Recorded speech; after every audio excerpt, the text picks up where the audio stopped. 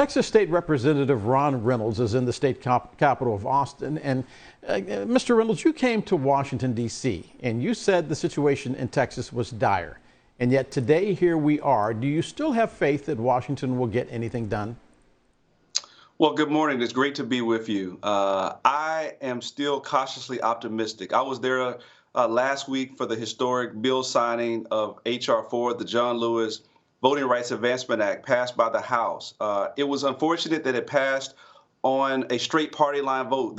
Voting is a fundamental right that should be nonpartisan. It should be because it's what's best for our country. This is the bedrock of America in terms of voting. So I am cautiously optimistic because it will take the Republicans to join in, at least 10 of them in the U.S. Senate, unless the two holdout Democrats would agree to a carve out so that Democrats can pass it on what's called reconciliation, where they only need a majority. That means that 50 Democrats can choose to go at it alone and allow the vice president to be the tiebreaker and then get that bill to the president's desk. I don't have confidence that the Republicans will do the right thing, but I do hope that Senator Manchin and Senator Sinema will agree to make an exception so that we can get this federal voting rights legislation passed. Because if we don't, it's going to be very dire for Black and brown Texans and all over this country that will be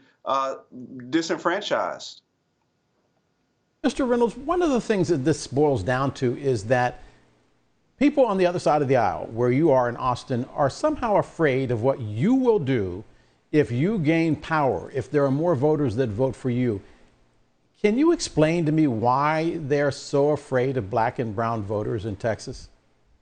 I can tell you the latest census numbers just came out, and it showed that the majority of the growth was from Black and brown communities, right? There are more Black Texans than any other state in the country.